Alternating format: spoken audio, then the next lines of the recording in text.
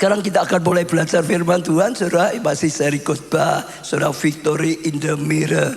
Artinya, saudara, kemenangan di cermin. Atau kalau dibuat mudah lagi, saat kita bercermin, saat kita melihat cermin, kita bisa melihat diri kita adalah orang-orang yang hidupnya penuh dengan kemenangan. Kemenangan, keberhasilan, keberhasilan. Bukan kita lihat cermin tentang diri kita jadi pecundang, jadi orang yang lemah, jadi orang yang gagal, bukan. Tapi orang yang hidupnya penuh dengan kemenangan. Ya, saya percaya ini luar biasa. Kita sudah belajar sesi 1 mentaklukkan diri sendiri. Sesi kedua pengendalian akan diri, saudara. Sekarang kita belajar berkata tidak adalah kekuatan sejati. Kita akan belajar berkata tidak. Berkata apa, saudara? Tidak. Itu akan menjadi satu kekuatan sejati yang luar biasa, yang akan menopang kehidupan kita, saudara. Kekuatan membuat kita menjadi orang yang hidupnya kuat, hidupnya penuh dengan kemenangan. Ya, salah satu peperangan besar dalam diri kita adalah perang melawan godaan. Itu salah satunya, saudara. Ya, kita akan senantiasa hidup yang menghadapi godaan. Tapi kita ditentukan menang atas segala godaan. Tepuk tangan untuk Tuhan. Kejadian 4 ayat 6 dan 7, firman Tuhan kepada Kain. Ini sedang dikatakan pada siapa? Kain, saudara. Mengapa hatimu panas dan mukamu muram? Dikatakan oleh Tuhan, kenapa hatimu panas, mukamu muram, itu kenapa? Ya, saudara.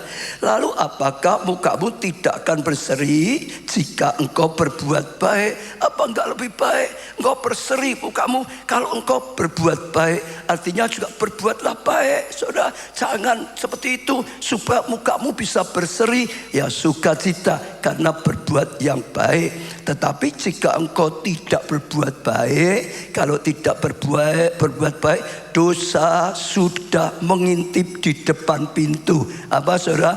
Dosa sudah mengintip di depan pintu. Ia sangat menggoda engkau. Dia di depan pintu dan dia menggoda, sangat menggoda, sungguh-sungguh menggoda engkau, saudara. Tetapi engkau harus berkuasa atasnya. Jangan kalah dengan godaan. Jangan ikuti godaan. Engkau harus berkuasa atas godaan. Engkau harus menang atas godaan, saudara. Itu pesannya. Jadi singkat cerita, saudara, saat itu Kain sedang mengalami sesuatu yang bagi dia merasa enggak enak. Kain mempersembahkan korban bagi Tuhan. Adiknya namanya Habil juga sedang mempersembahkan korban bakaran pada Tuhan. Ada sesuatu yang tadi dikatakan hatinya enggak enak, hatinya panas, mukanya muram. Kenapa? Persembahan dari Habil, persembahan dari adiknya itu membumbung tinggi.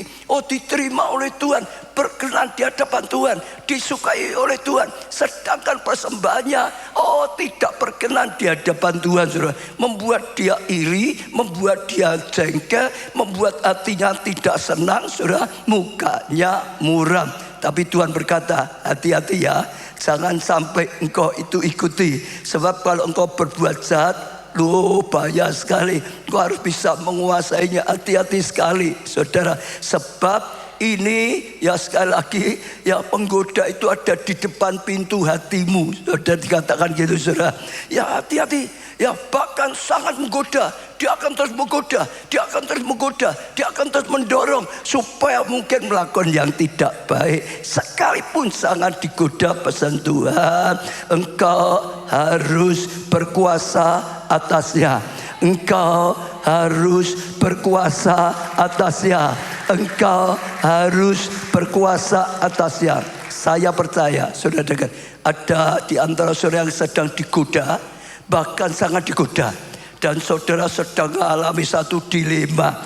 Mungkin digoda untuk tadi balas dendam, mungkin digoda untuk melakukan sesuatu yang tidak baik gitu, saudara. Hati-hati, firman Tuhan sedang berkata, jangan sampai engkau ngikutinya, jangan sampai engkau salah langkah.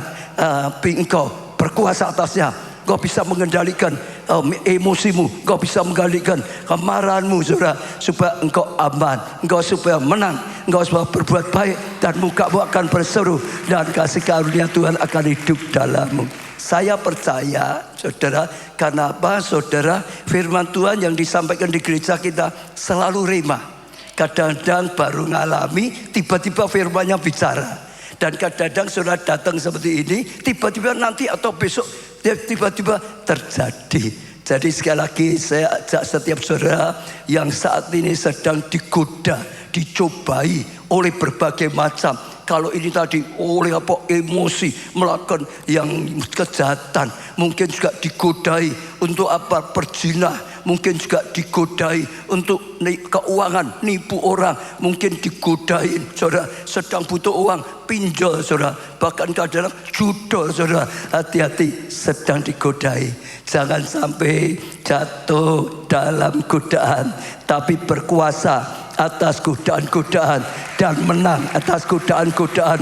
Hidupmu akan bahagia, hidupmu akan mengalami kasih karunia. Saudara akan bersuka cita di dalam Tuhan. Alkitab ada banyak, kita bisa belajar. Ada godaan-godaan yang wah parah sekali, besar sekali. Tapi kadang-kadang ada orang godaan yang kecil saja jatuh, saudara.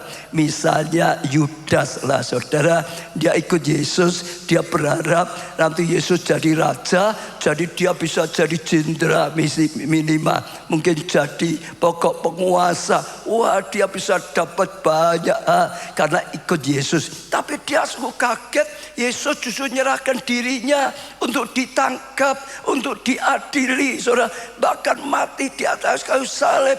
Wah, saudara, itu membuat dia goyah. Pengharapannya Yesus itu jadi raja, maka dia ikut naik. Kok seperti itu? Mungkin hatinya seperti ini, panas, kecewa, sampai tergoda.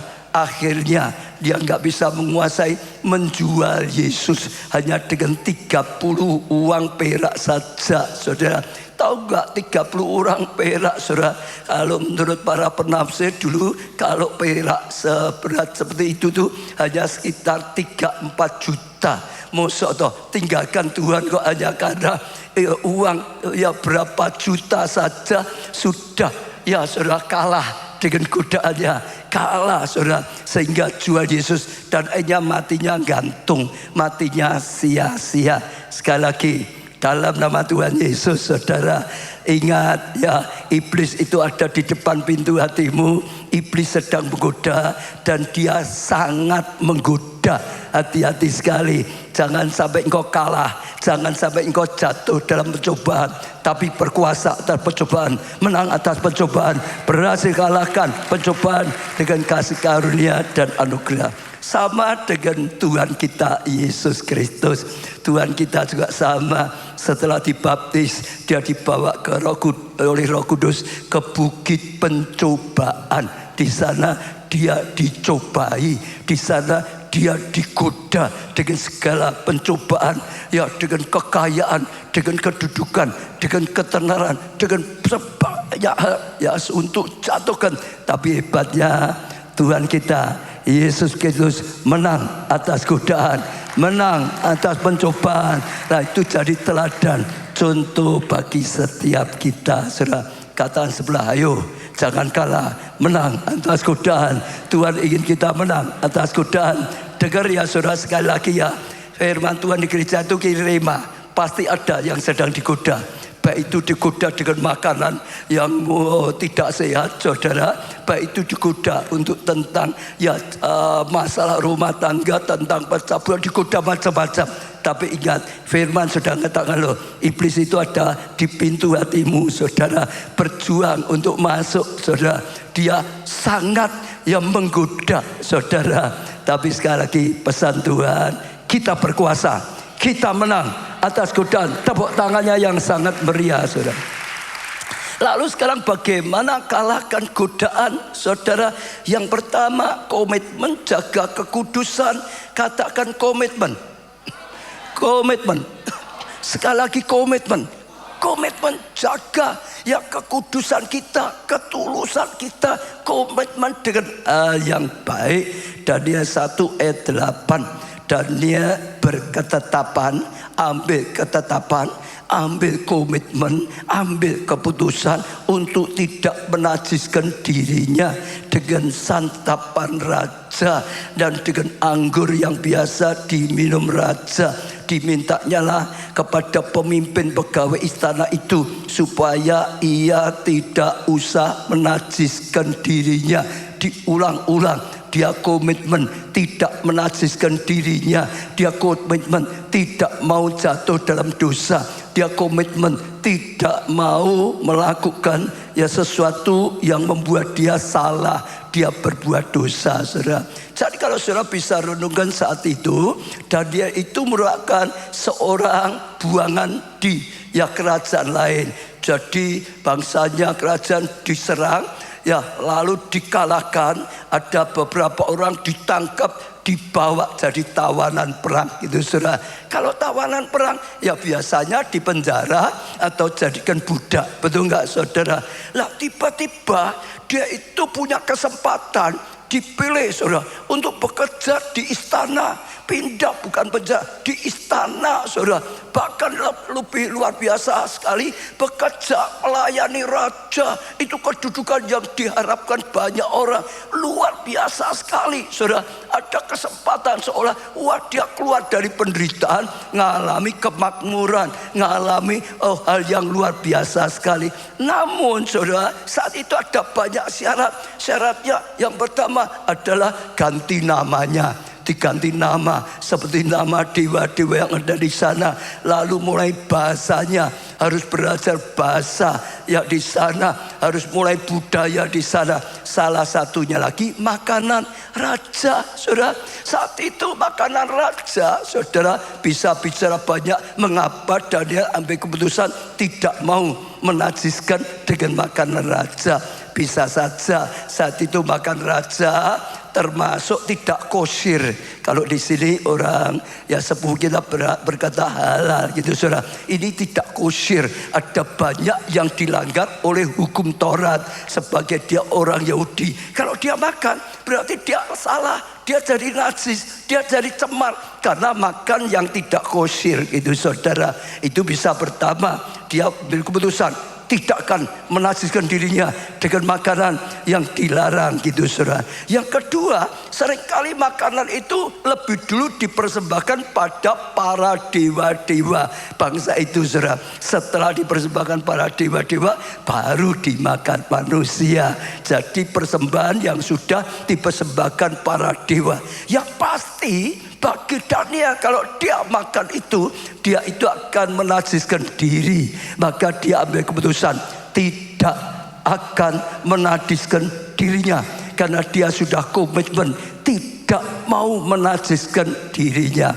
Itu luar biasa. Saudara tahu enggak? Itu yang membuat dia akhirnya Tuhan ikut campur, akhirnya Tuhan sertai dia. Bahkan akhirnya dia menjadi orang kesukaan raja. Akhirnya dia punya kedudukan naik terus disertai Tuhan, diangkat oleh Tuhan, saudara. Sampai pejabat-pejabat lain iri, saudara. Terus dibawa oleh Tuhan sampai menjadi orang kedua setelah raja.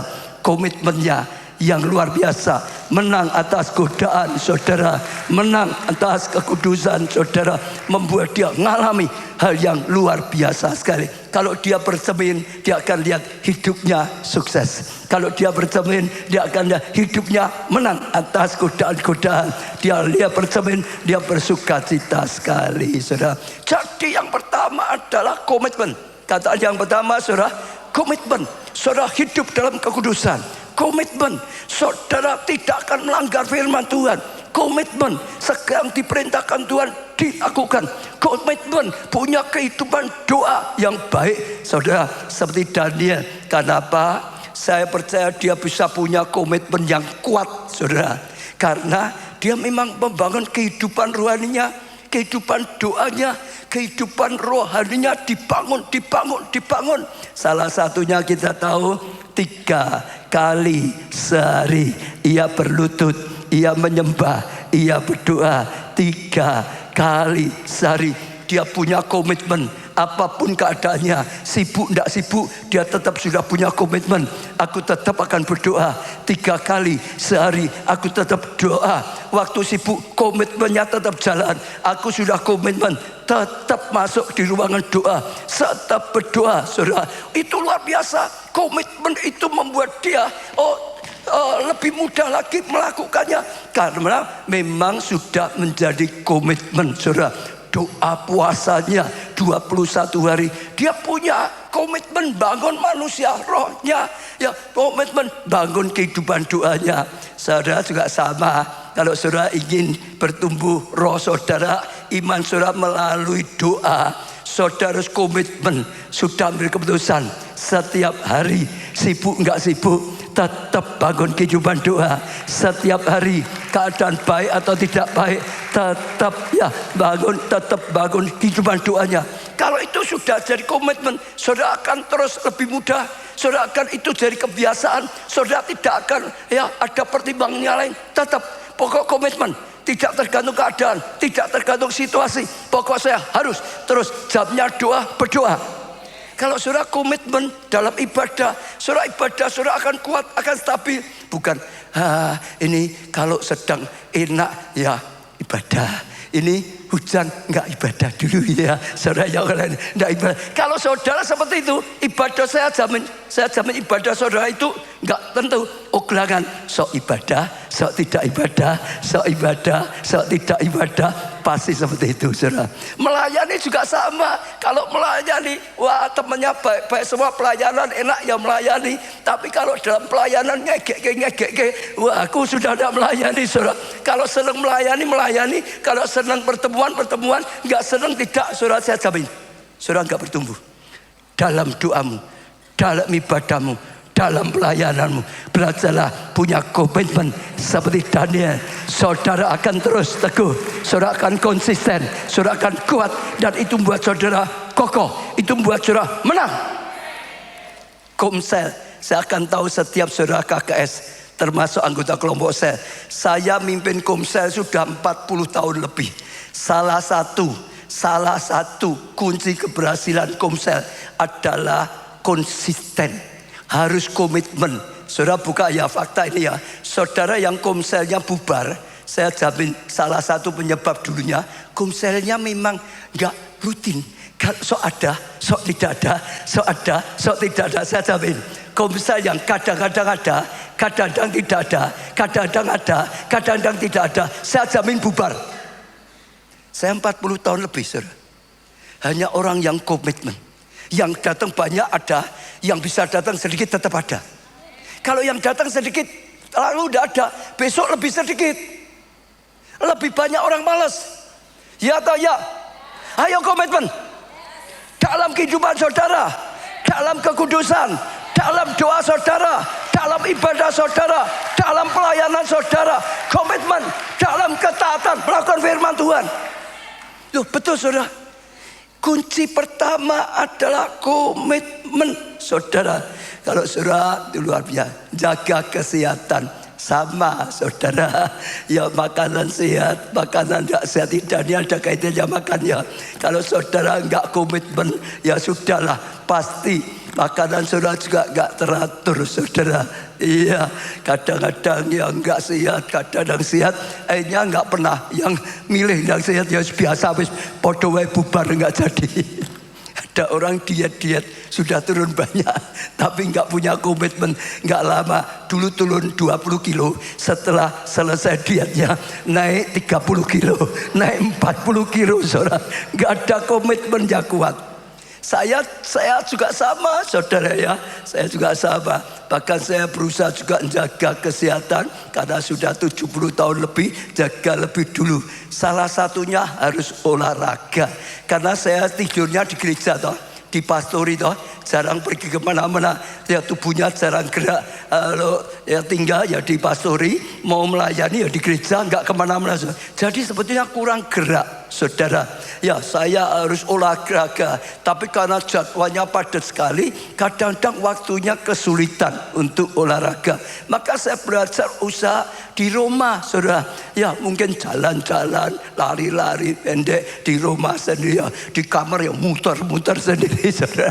Kebetulan kamar kerja dan kamar tidur saya itu jadi satu. Jadi bisa dari kamar tidur ke kamar kerja ke kamar tidur. Sudah larinya itu saja.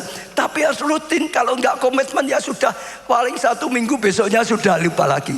Salah satunya saya selalu rekaman di lantai 4, saudara. Saya komitmen, saya nggak mau pakai lift karena memang saya kurang gerak. Supaya saya bisa gerak naik ke lantai 4, saudara. Jalan, saya ngalami, saudara. Kadang-kadang gini, yaitu godaan selalu ada loh. Kadang-kadang pas ini hari sudah sibuk, misalnya minggu ya, sudah pelayan banyak, ini sudah sibuk, ya sudah nggak usah jalan naik lift saja. Kadang-kadang lain lagi, kadang-kadang wah ini baru capek ya, nggak usah. Ini tadi sudah. Kadang-kadang itu gini, saudara. Jadi ragu-ragu, naik lift atau jalan, naik lift atau jalan, saudara. Itu malah ganggu terus. Saya harus komitmen, nggak ada tawar menawar. Pokok mau rekaman di atas, naik jalan kaki itu, saudara. Kalau sudah komitmen malah sudah nggak bingung, saudara. Sudah pasti nggak usah pikir. Itu godaan, kalau lagi jadi godaan. Komitmen, katakan keras, saudara. Komitmen, sekali lagi katakan keras, komitmen, saudara. Komitmen itu penting, saudara. Pernikahan ada ikrar, janji. Itu sama dengan komitmen, akan terus mengasihi dalam segala hal. Kalau sudah ada komitmen, dan kalau komitmennya dipegang ya, bukan hanya mulut, saudara. Saudara akan lebih tangguh, saudara akan lebih kokoh dalam mengasihi. Saudara akan lebih lagi sebagai suami tanggung jawab untuk kerja, untuk rumah tangganya, istri ngurusi rumah tangganya, komitmen. Maka akan berat, saudara, lakukan, saudara. Tadi juga komitmen untuk pelantikan juga ada ikrar yang dibacakan, saudara. Itu bukan asal, saudara. Aku sudah komitmen mau mempersembahkan yang terbaik. Aku sudah komitmen, terus, saudara, mau melakukan dengan sungguh-sungguh, mempunyai sungguh-sungguh, saudara, supaya semua bisa baik. Dan saya percaya itu sesuatu yang luar biasa. Kebetulan, saudara, ya hari Jumat, saudara, ya kita sedang memperingati, saudara, 80 tahun Hari Pahlawan, saudara. Jadi saya bersama Komandan Kodim, saudara, ngadakan acara itu, lalu ngundang para veteran perang, pahlawan-pahlawan perang, saudara. Saya senang sekali, saudara. Kenapa? Bagi saya, bangsa yang kuat adalah bangsa yang tahu menghargai pahlawannya, saudara. Saya percaya itu sangat penting. Karena kalau pahlawannya sudah tidak dihargai, maka spirit kepahlawan akan rusak. Tapi kalau para pahlawan dihargai, sadar atau tidak sadar, spirit kepahlawan itu akan bangkit. Itu akan menjadi contoh, itu akan menjadi teladan. Oh, pahlawan, ada mentalitas pahlawan, ada spirit kepahlawanan. Itu akan bangkitkan sehingga banyak orang jadi pahlawan dalam bangsa itu. Dan itu akan menjadi bangsa yang kuat, saudara. Lalu saya senang lagi, saudara, yang ada kaitannya adalah ini, saudara tahu nggak? Mereka semangat, ini semua semangat, saudara. Iya. Lalu ini bapak siapa namanya? Bapak siapa nggak tahu, nanti pokok ada. Tadi ada porponya kan. 94 tahun, kenapa saya foto bersama? Ini ada kaitannya dengan ini. Saya tanya, dia itu, saudara, datang loh. Jalannya bagus, semua bisa datang, bisa ngikuti semuanya. Dia berkata, karena saya komitmen setiap hari, 94 tahun loh ya, setiap hari dia tetap bangun pagi-pagi, jalan minimal 2 kilo. Setiap hari tetap bangun pagi, jalan 2 kilo. 94 tahun, komitmen, jalan 2 kilo. Komitmen, sehat, kuat. Kenapa? Komitmen. Kalau nggak ada komitmen, boyo eke loro, dengkule loro, wes orang melaku, saudara. Gagal. Saudara ingin menang, komitmen. Menang dalam kesehatan, komitmen. menang dalam rumah tangga, komitmen, menang dalam pekerjaan saudara, komitmen. Komitmen itu akan dukung saudara, itu akan bantu. Mau menang dalam pelayanan berhasil, komitmen. Komitmen, aku tertanam di keluarga Allah. Gerejaku di sini, aku tertanam di sini, aku bertumbuh di sini, aku melayani di sini, aku jadi berkat. Maka saudara akan terus bertumbuh dan kasih karunia yang luar biasa. Amin. Satu lagi untuk ini saudara, ada lagu komitmen yang luar biasa. Mengikuti mengikut Yesus keputusanku, mengikuti Yesus keputusanku. Gimana? Mengikut Yesus, bukan mengikuti ya, mengikut ya. Mengikut, coba nyanyi. Mengikut Yesus keputusanku, mengikut Yesus keputusanku, mengikut Yesus. Kapannya saya? Ku tak ingkar, ku tak ingkar. Tepuk tangan yang meriah. Mengikuti keputusan. Saya rasa Tuhan itu dari keputusan kami. Jangan sampai menjual Yesus hanya karena seperti tadi Yudas, hal yang kecil saja sudah tinggalkan Yesus. Jangan sampai kalau saudara kerja hanya gara-gara diiming-iming gajinya naik, nanti kasih kedudukan jadi pemimpin, ingkar Yesus. Jangan sampai. Komitmen, sekali Yesus, tetap Yesus, selama-lamanya Yesus. Jangan sampai saudara karena demi jabatan bisa naik jabatan, saudara salah, saudara lupa. Jangan sampai saudara, sekali Yesus, tetap Yesus. Jangan karena demi jabatan Yesusnya ditinggal, itu enggak komitmen. Mudah goyah. Belajar seperti Daniel, sekali Tuhan, tetap Tuhan, disertai Tuhan, dilindungi Tuhan, diberkati Tuhan, dapat kasih karunia. Komandan Korim itu hebat saudara. Kemarin saya ngobrol, saya kaget, di Solo baru 8 bulan. Ya Pak Victor saudara ngobrol. Sekarang besok Kamis sudah serah terima jadi komandan kandang penjangan. Naik tiba-tiba saudara. Komitmen yang luar biasa di dalam Tuhan. Komitmen hidup dalam kebenaran. Dan itu anugerah. Kata sebelah, komitmen. Nah, yang kedua saudara, berani berkata no, tidak itu saudara. Berani berkata apa? No, ya no saja ya saudara. Yang tidak bisa bahasa Inggris tapi no tahu ya saudara. No itu tidak gitu saudara ya. Pakai no supaya enggak ganti-ganti. Kalau kita tidak punya keputusan perkataan yang tegas no, kita mudah tergoda. Kalau kita kompromi saudara, jatuh. Kita bisa lihat kehidupan Hawa, saudara. Hawa diciptakan dan Adam luar biasa, ditempatkan di Taman Eden yang luar biasa. Nggak kena namanya kekurangan, nggak kena namanya sakit penyakit, nggak kena namanya penderitaan. Tapi iblis itu nggak suka kalau anak-anak Tuhan itu bahagia. Saudara tahu, dia akan berusaha menjatuhkan selalu, lalu datang berupa ular, lalu mulai membujuk, mulai menggoda, mulai mencoba, mulai mempengaruhi sang Hawa, saudara. Lalu tinggal wah, gitu saudara. Bukankah makanan di tempat ini semua nggak boleh dimakan, saudara? Si Uwa ini luar biasa bilang boleh.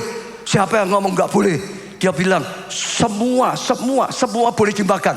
Semua boleh. Siapa yang ngomong nggak boleh? Tuhan itu baik, semua boleh. Hanya satu saja yang nggak boleh, buah pengetahuan baik dan jahat. Jadi dia tolak perkataan itu saudara. Boleh, tapi dia berkata hanya itu saja. Tapi yang namanya iblis penggoda selalu, kalau saudara buka kesempatan diskusi, saudara buka kesempatan untuk terus ngomong-ngomong, akan disesatkan.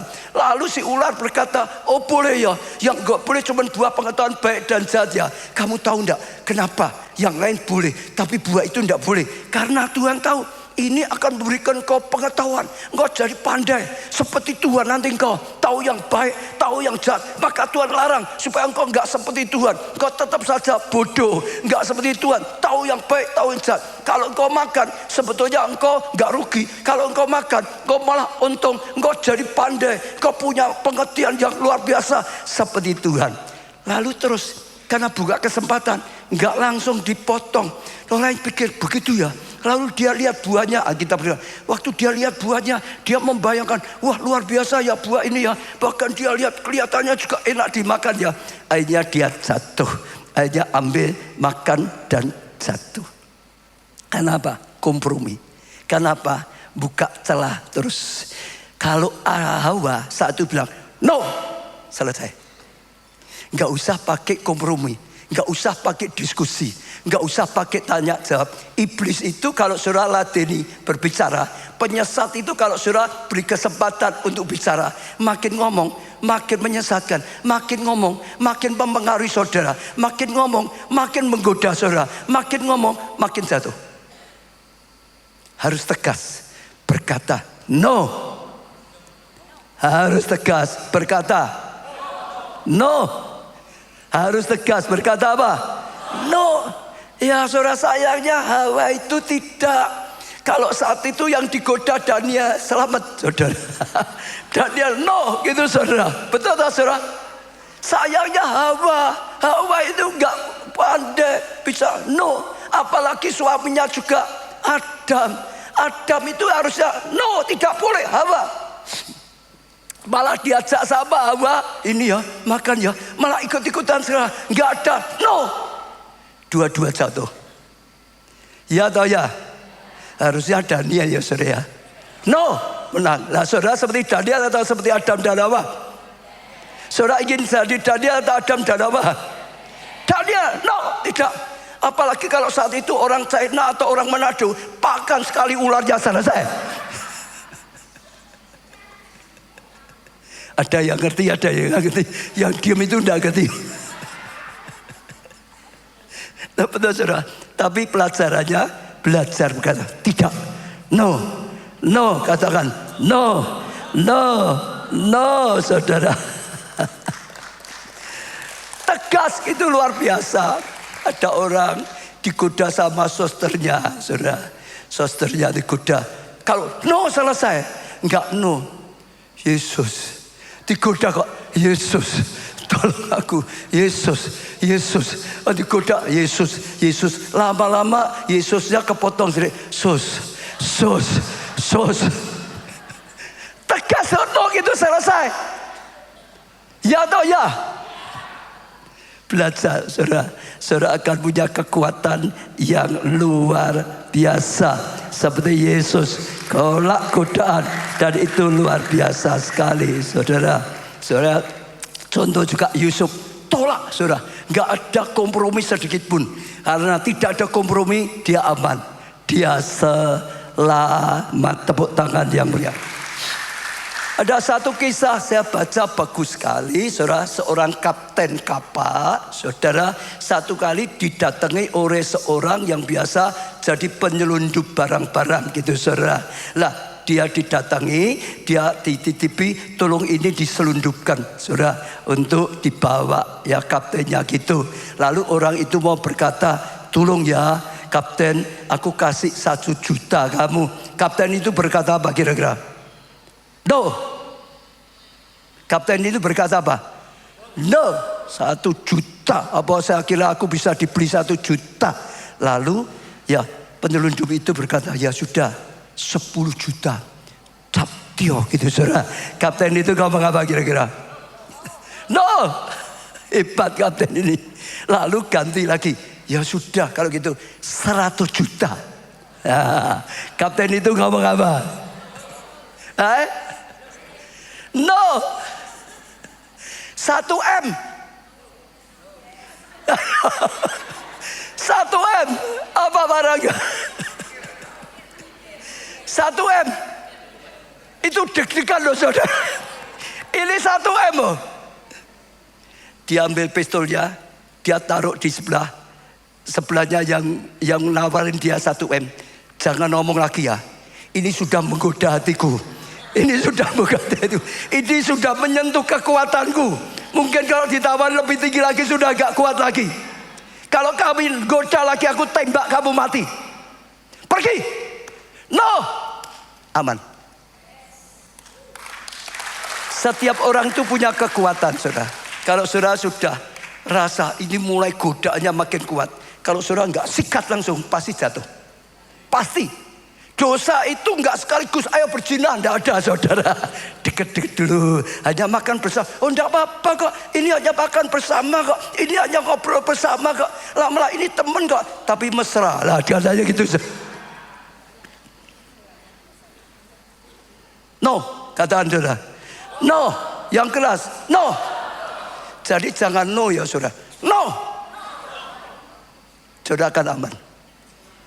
Ya, saudara akan menang. Kalau saudara bercermin, saudara seorang pemenang. Yang ketiga, saudara, arahkan pandanganmu pada upah atau pahala. Kalau saudara tolak godaan, saudara taati melakukan firman Tuhan, nanti saudara dapat pahala. Ya, pandangan saudara, pengharapan saudara, pandangan kepada pahala, kepada upah. Ibrani 11 ayat 24 sampai 26. Karena iman maka Musa setelah dewasa menolak disebut anak putri Fir'aun, karena ia lebih suka menderita sengsara dengan umat Allah daripada untuk sementara, kata sementara menikmati kesenangan dari dosa. Ia menganggap kehinaan karena Kristus sebagai kekayaan yang lebih besar daripada semua harta Mesir, saudara. Iya, sebab sekarang saudara perhatikan, sebab apa? Pandangannya, sebab apa? Pandangannya ia arahkan kepada upah, kepada pahala. Dia sekarang rela tidak hanya di kekayaan Mesir, tapi nanti dapat pahala dari Tuhan, kehidupan, kasih karunia, anugerah yang jauh lebih besar daripada kekayaan, kenikmatan di Mesir.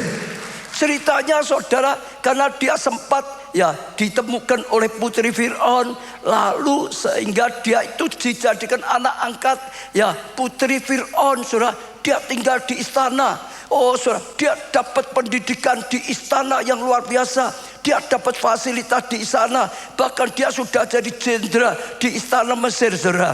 Tapi waktu dia disadarkan oleh Tuhan, ada panggilan ya untuk bangsanya, saudara. Dilema antara terus jadi orang hebat di Mesir atau taat pada panggilan Tuhan. Tuhan ingin pakai hidupnya untuk selamatkan bangsanya. Dilema. Akhirnya diambil keputusan tinggalkan Mesir. Dia tidak apa-apa, mulai kehilangan semuanya, tapi mulai saudara masuk dalam rencana Tuhan, dipakai oleh Tuhan. Dia bisa lakukan itu karena melihat ke depan, karena melihat pengharapan yang ada di balik itu. Ada pahala, ada upah, ada kasih karunia di kemudian hari. Maka dia bisa bertindak dengan iman. Saya percaya itu sesuatu yang luar biasa. Ada pengharapan di dalam Tuhan, ada pengharapan. Pengharapan itu jangkar yang kuat, sehingga kita terus teguh di dalam Tuhan, sehingga kita terus maju di dalam Tuhan. Ada dalam kasih karunia dan anugerah Tuhan. Roma 6 ayat 20 sampai 23. Sebab waktu kamu hamba dosa, kamu bebas dari kebenaran, dan buah apa yang kamu petik daripadanya, semua itu menyebabkan kamu merasa malu sekarang karena kesudahan. Semua itu ialah kematian. Kalau dosa, kematian. Tapi sekarang setelah kamu merdeka dari dosa dan setelah kamu menjadi hamba Allah, kamu peroleh apa? Buah yang membawa kamu kepada pengudusan, dan sebagai kesudahannya ialah hidup yang kekal. Sebab upah dosa ialah maut, tetapi karunia Allah ya ialah hidup yang kekal di dalam Kristus Yesus Tuhan kita. Kalau kita bisa lihat pahala yang ada, ya mahkota yang ada, kita akan ambil keputusan, tolak dosa, hidup dalam kebenaran, hidup dalam kekudusan, hidup dalam perkenanan dari Tuhan. Amin. Kalau kita nggak bisa melihat hasilnya, kita nggak tertarik ikut Tuhan, tidak boleh ini, tidak boleh itu, melayani, harus ini, harus itu, saudara. Tapi kalau saudara bisa melihat akibatnya nanti, hasilnya nanti, saudara akan teguh, saudara akan kuat, saudara akan tolak dosa, dan saudara akan bertindak seperti Musa. Paulus juga sama. Kalau saudara perhatikan kehidupan Paulus, dia berkata dalam hidupnya dia mengalami banyak sekali tantangan, banyak sekali masalah. Kadang-kadang tidak makan bukan karena puasa, karena memang tidak ada yang bisa dimakan. Kadang-kadang terancam, kadang-kadang difitnah, macam-macam. Dia berkata, namun aku tidak tawar hati, karena aku tahu di kemudian hari akan ada pahala, di kemudian hari akan ada mahkota, di kemudian hari akan ada kemuliaan. Semua penderitaan tidak sebanding dengan kemuliaan yang aku dapatkan dari Tuhan. Bahkan pada masa akhir hidupnya dia berkata, sekarang aku sudah sampai garis finish, saudara. Aku sudah pelihara imanku yang teguh. Aku sudah mencapai garis akhir. Telah tersedia bagiku mahkota kebenaran, kasih karunia. Itu yang buat dia terus ada pengharapan. Dia juga berkata, bukan untukku saja, untuk semua orang yang juga percaya. Kalau engkau pegang teguh, engkau akan juga terima nanti mahkota pengharapan yang teguh, yang luar biasa. Saudara lihat pahala, mahkota kehidupan kekal, saudara teguh. Amin. Tapi kalau saudara hanya lihat dunia, nggak lupa itu, saudara akan terseretlah jian yang paling penting. Betul saudara, kenikmatan yang paling penting, saudara. Tapi kalau saudara bisa lihat seperti Paulus melihat, seperti Musa melihat, saudara akan berkata no kepada godaan, no kepada semua yang tidak baik.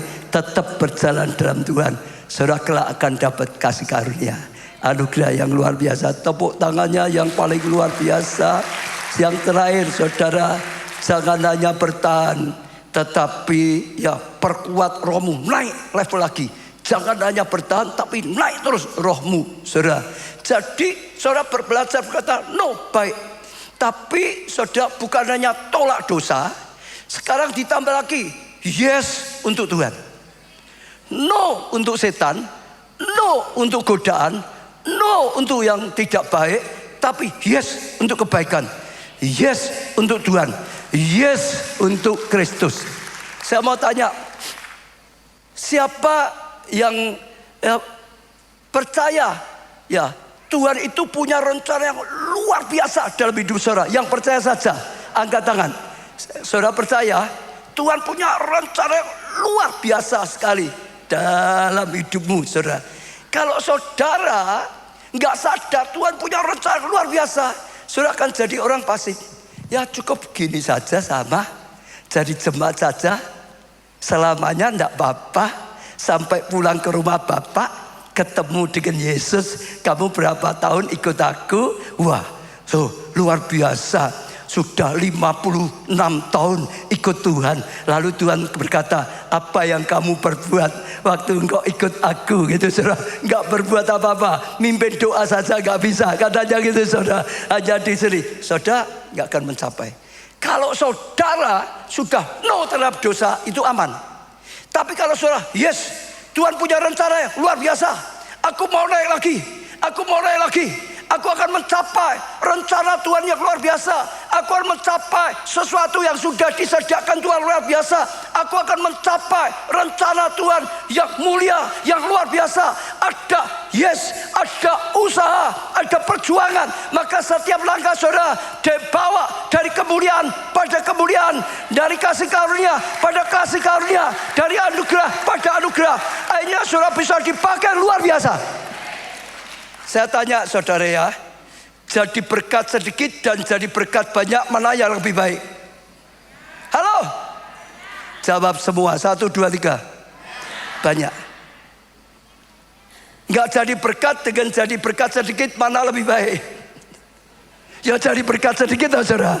Tapi jadi berkat sedikit sama banyak, mana yang lebih baik? Banyak. Maka harus apa? Berjuang. Maka harus berusaha. Jangan santai, cukup ini. Pokok aku hidup cukup. Pokok aku tidak berbuat dosa cukup. Pokok aku tidak nakal, tidak merugikan orang cukup. Keliru. Tidak cukup. Yesus punya rencana kita jadi berkat.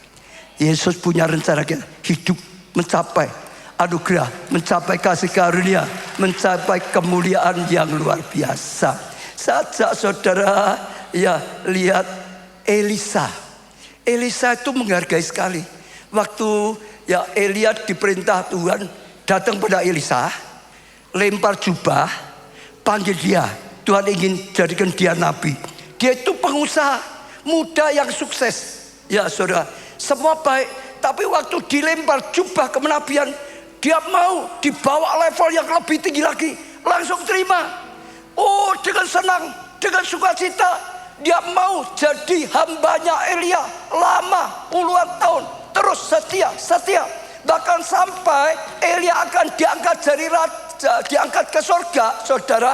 Dia nggak mau hanya sekedar jadi ya hambanya Elia, dia calon nabi. Dia ingin jadi nabi yang luar biasa, dipakai Tuhan, yang luar biasa berguna, yang luar biasa memuliakan Tuhan. Dia ikut terus, berjuang terus, ikut terus. Sampai satu kali Elia tanya, apa yang kau ingini? Sebenarnya aku naik ke surga, kok engkau ikut terus? Dia bilang, aku ingin dapat 2 bagian dari rohmu, 2 bagian dari rohmu. Artinya mencapai, bukan hanya sekedar nabi, nabi yang dipakai Tuhan luar biasa, nabi yang berguna bagi Tuhan luar biasa. 2 kali lipat pengurapan. Ada tadi, dia tolak godaan 50 nabi yang menggoda dia. Dia berulang-ulang tolak, tapi dia yes kepada rencana Tuhan. Dia yes kepada anugerah Tuhan. Dia yes untuk kemajuan. Maka dia akhirnya dapat pengurapan double porsi. Dipakai pengurapan saja. Jangan puas hanya sekedar dapat keselamatan. Jangan puas hanya sekedar jadi jemaat orang Kristen. Ada rencana Tuhan yang luar biasa. Gereja kita ada SPR. Ikuti ibadah, jadi anggota jemaat, ikut komsel, ikut som. Terus satu langkah demi satu langkah, akhirnya bisa ikut pelayanan, akhirnya bisa buka ya komsel, mulai dipakai Tuhan. Lalu kembangkan lagi ke pelayanan. Saudara akan dibawa Tuhan lebih lagi, lebih lagi, lebih lagi, lebih lagi, lebih lagi. Kalau saudara punya anak, ingin punya anak pokoknya tetap masa depannya bisa hidup atau hidup yang sukses jadi berkat besar. Ya cukup, sekedar hidup gak cukup.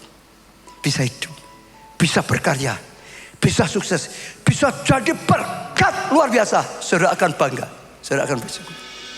Saya tutup dengan yang saya alami. Saya dulu hancur hidup saya, ditolong Tuhan, diselamatkan Tuhan. Saya dulu selamat. Bisa bangun keluarga dengan baik, ibadah dengan baik. Saudara hanya bangun usaha juga sukses. Pabrik saya maju sekali. Saat maju Tuhan panggil saya jadi gembala sidang. Pergumulan. Tidak semua dipanggil seperti saya, saudara. Pekerjaan Tuhan ada di dalam gereja, ya ibadah, ada di perusahaan pabrik-pabrik, ada dalam posisi pemerintahan di mana-mana. Sesuai dengan panggilan. Tuhan panggil saya. Daging tidak mudah. Terus saudara berjuang.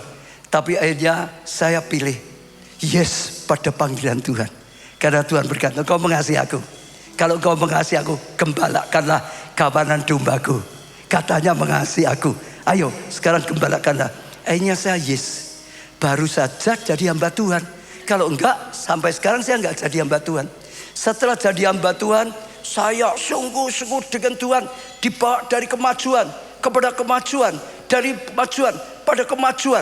Akhirnya sungguh-sungguh dari rumah saya pindah Jalan Slamet Riyadi. Saudara, rumah saya hanya ya 80 tempat duduk. Jalan Slamet Riyadi sekitar 200 tempat duduk. Lalu ditolong oleh Tuhan bisa beli gedung peskop, diubah jadi gedung gereja. Terus dipakai Tuhan lebih lagi. Visi 1000, visi 5.000 jiwa, visi 10.000 jiwa, visi 20.000 jiwa. Betul saudara? Terus saudara. Sampai ini satu sebagai penuntut ya. Satu saat gedung biskop gak cukup, maka harus membangun gedung ini. Tapi waktu mau membangun gedung ini ngalami dilema. Kanan sekolah pemerintah. Jadi itu gak berani ada yang usik-usik. Takut KPK nanti bisa nangkep kalau enggak benar gitu saudara. Lalu belakang, saudara, di belakang gereja ya saudara, itu tiba-tiba ada 4 rumah yang hanya 2 bulan, ya itu mau dijual langsung dibeli. Hanya dalam 2 bulan itu ada 4 rumah yang dibeli. Samping kirinya rumah saya. Dulu saya nggak punya rumah, karena saya sungguh-sungguh diberkati Tuhan, punya rumah di Urip Sumarjo 134 meter tapi 3 lantai. Saya berani habis-habisan untuk Tuhan. Waktu saya melayani Tuhan, saya dukung dengan keuangan gereja ini supaya maju terus. Termasuk salah satunya beli gedung biskop, saudara. Berkati lagi di samping gereja ini, saya sempat diberkati punya tanah 1262 meter persegi. Saat mau bangun ini, kanan nggak bisa karena sekolah. Belakang Tuhan sudah kasihkan kita. Samping rumah saya tahu kalau saya nggak berikan, nggak bisa dilebarkan. Kan nggak ada lagi tempat. Saya tanya dengan Tuhan, Tuhan, rumah saya yang lain sudah nggak ada. Tinggal 1 ini apa yang harus diberikan Tuhan? Tuhan jawabnya apa? Terserah kamu. Aku sudah berikan kamu kok. Ya itu hakmu. Mau diberikan lagi atau tidak, terserah. Tapi saya tahu kalau saya nggak berikan nggak bisa bangun luas. Karena mentok sebelah kirinya tempat saya sendiri, kanan nggak bisa, belakang sudah dikasihkan oleh Tuhan. Ya, tapi Tuhan nggak paksa, terserah. Istri saya dukung, berani habis-habisan seperti dulu, berikan. Anak-anak mantu dukung, saudara, berani bah, seperti dulu, persembahkan lagi. Saya tetap tidak mau, karena saya itu kepala rumah tangga, merasa punya tanggung jawab. Besok untuk keluarga, besok untuk anak. Betul nggak saudara? Semua berani, saya malah nggak berani. Lalu setelah saya bergumul sekian lama, Tuhan berkata begini, karena saya mosok toh Tuhan harus kasihkan lagi. Tuhan berkata, kamu itu seperti kebanyakan anak Tuhan dan hamba Tuhan. Jadi saudara lihat ya, ada anak Tuhan belum punya apa-apa, nggak berani nabur, nggak pernah menuai. Ada kekurangan terus, kurang kok nabur, nggak pernah mentas. Tapi ada anak-anak Tuhan, termasuk hamba Tuhan, dalam kekurangan berani nabur. Berani nabur. Akhirnya dia menuai. Banyak. Menuai, saudara. Karena hukum tabur tuai, Tuhan berkata, gak pernah bisa hilang. Jadi saat itu, saudara, saat saya mulai kerja, saya itu gali lubang, tutup lubang. Tapi saya berani, habis-habisan. Tuhan akhirnya berikan pabrik, saya berani juga pakai habis-habisan untuk pekerjaan Tuhan. Supaya gereja ini maju.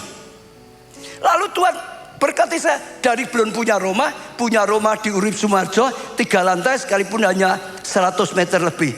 Lalu berkati itu 1264 kalau nggak salah atau 62 gitu. Sekarang bagi saya terlalu besar untuk diberikan. Tadi iman itu kadang-kadang ada batasnya. Karena miliaran itu sudah sejak dulu. Tuhan berkata, karena engkau dulu berani habis-habisan, lalu menuai. Sudah menuai habis-habisan, maka menuai banyak. Sudah menuai banyak, berani habis-habisan, sangat banyak. Sampai engkau diangkat Tuhan mengembalakan jemaat kapasitas gedung biskop. Saat itu sudah jadi luar biasa di Solo.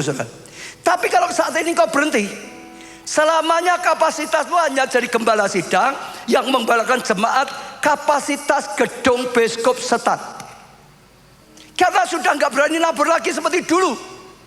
Tapi kalau engkau berani seperti dulu lagi, engkau akan lihat kemuliaan Tuhan, engkau melihat kasih karunia Tuhan, engkau lihat tuaian yang tanpa batas, engkau akan lihat firman Tuhan digenapi. Singkat cerita tadi, saya berani diajak Tuhan level yang lebih tinggi. Saya berikan. Rumah itu saya berikan. Jadi semua saudara, baik di sini, rumah saya milik gereja itu namanya bukan nama saya. Sudah namanya nama gereja semua. Dan setelah itu sudah tahu, gedung ini jadi. Setelah itu ada radio, LCD 24 jam jadi berkat. Setelah itu ada pelayanan televisi. Setelah itu ada SKPNK. Betul? Sekarang ada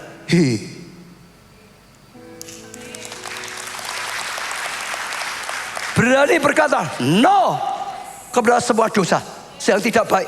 Tapi juga berani berkata yes kepada panggilan, kepada kemuliaan, kepada level yang lebih tinggi, kepada kemuliaan, dari kemuliaan. Saudara akan mengalami yang luar biasa. Semua bangkit berdiri. Terbang tinggi bagai raja wali di atas segala persoalan hidupku, dan aku percaya saat ku bersamamu tiada yang mustahil bagimu.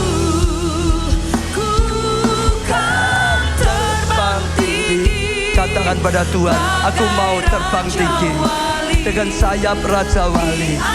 Dari kemuliaan pada kemuliaan, dari kasih karunia pada kasih karunia, dari anugerah pada anugerah. Ku percaya saat ku bersamamu tiada yang mustahil bagimu. Semua angkat tangan datang pada Tuhan dengan segenap hati secara pribadi. Saudara, hari ini Tuhan sedang berkata pada kita, berani berkata tidak.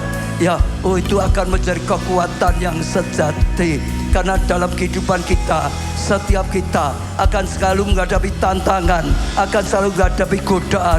Apapun, siapapun kita, pendidikan seperti apapun, tetap saja menghadapi tantangan. Kita harus kalahkan tantangan, kita harus kalahkan godaan-godaan. Kita harus menang, kita harus berkuasa.